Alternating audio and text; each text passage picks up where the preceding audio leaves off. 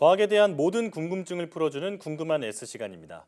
석유는 고대 이집트부터 현대까지 인류의 삶에 없어서는 안 될 중요한 에너지원인데요. 이 석유가 용도에 맞게 적합하게 활용될 수 있었던 방법은 무엇이었을까요? 석유 정제 기술에 대해 지금 바로 화면으로 만나보시죠. 안녕하세요. 과학의 모든 궁금증을 해결하는 궁금한 S의 이호종입니다. 궁금한 S와 함께할 오늘의 이야기 만나볼게요. 우리는 자동차를 타고 난방을 하며 이것으로 만든 전기를 이용합니다. 또 이것으로 만든 옷을 입고 이것으로 만든 그릇을 사용하기도 하죠. 이것은 찌꺼기까지 모두 쓸 수 있는 아주 귀한 자원입니다. 이렇게 일상에서 많이 사용하는 이것은 대체 무엇일까요? 그래요, 바로 석유입니다. 석유는 현재 인간이 사용하고 있는 에너지 자원들 중 가장 큰 비중을 차지합니다. 그런데 여러분, 여기에서 한 가지 의문점이 있어요. 석유를 처음 땅에서 뽑아낼 때는 액체의 원유 형태인데요. 우리가 일상 속에서 만나는 석유는 휘발유나 경유 등 다양한 종류를 띠고 있잖아요. 어떻게 석유는 이렇게나 다양한 형태로 우리의 일상에서 사용될 수 있는 것일까요? 석유는 아득히 먼 과거로부터 역청이라는 명칭으로 불리며 인류의 역사와 함께 그 명맥을 이어왔습니다. 활활 잘 타오르는 성질 때문이었을까요? 고대인들 중 몇몇 일부는 석유를 죽은 고래의 피 또는 유황이 농축된 이슬의 일종으로 보기도 했습니다. 재미있는 것은 기원전 2000년경에 존재했던 수메르의 주술사들은 석유에서 발생하는 가스를 이용해 미래를 점치기도 했다고 합니다. 또 아스팔트를 재료로 조각상을 만들었던 수메르인들에 있었다는 기록도 있습니다. 이렇듯 역사 초기에는 주술적으로 사용되던 석유를 인류는 매력적이고 효과적으로 이용하기 시작합니다. 1859년 미국의 기술자였던 에드윈 L. 드레이크에 의해 석유는 조명용 램프에 사용되게 되었고, 이어 몇몇 기술자에 의해서 석유 자체를 사용하는 것보다도 석유 속 특정한 성분을 모아놓은 형태인 등유를 이용하면 훨씬 좋은 등불을 만들 수 있다는 것을 깨닫게 되었죠. 등유의 발견은 곧 석유 정제 산업의 시작을 알렸는데요. 등유는 고대 연금술에서부터 출발한 액체를 분별하기 위해 탄생한 기술인 분별 증유로부터 추출되었습니다. 이 기술로부터 추출된 등유는 그 명칭 그대로 등을 밝히기 위한 기름이라는 의미를 지니고 있죠. 등유가 나타나기 전까지는 고래에서 추출한 고래 기름을 등으로서 사용했는데요. 분별 증유를 통해 등장한 등유가 세상에 본격적으로 등장하기 전까지는 말이죠. 그럼 석유를 분별 증유라는 과정은 어떻게 이루어질까요? 석유는 정유 공장에서 물과 염기의 수용액으로 씻어서 냄새를 없앤 후 증류탑으로 보내 분별 증유를 합니다.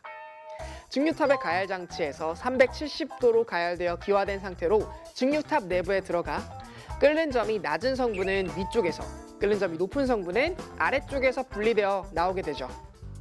석유는 탄화수소로 만들어진 가벼운 물질 메테인으로부터 순서대로 부테인, 납사, 휘발유, 등유, 경유, 증유, 윤활유, 마지막으로 길고 복잡한 체인으로 이루어진 아스팔트까지 얻어낼 수 있습니다.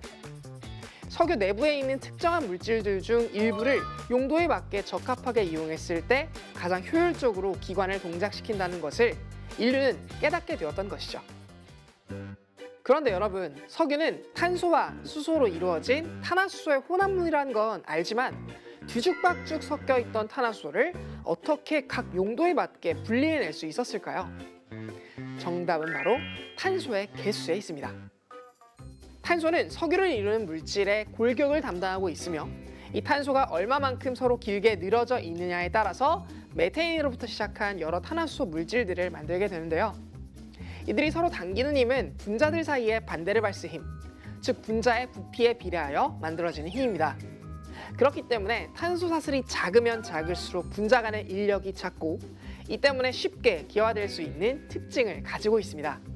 극단적으로 탄소 사슬이 하나도 없는 단 한 개의 탄소에 수소가 결합한 분자인 메테인은 분자 간 인력이 작아 상온에서도 기체로 존재할 수 있고, 엄청나게 긴 탄소 체인으로 이루어져 있는 아스팔트는 분자 간 인력이 매우 커서 거의 고체처럼 보일 정도로 점성이 높습니다. 바로 이 탄소 체인의 길이에 의해 만들어지는 분자 사이의 인력, 즉 끓는 점의 차이를 이용하면 석유 속 다양한 길이의 탄화수소들을 같은 종류별로 모아 순차적으로 분류할 수 있으며, 이러한 특성을 활용해 석유를 용도에 따라 분류하는 것을 석유의 분별 증류라고 합니다.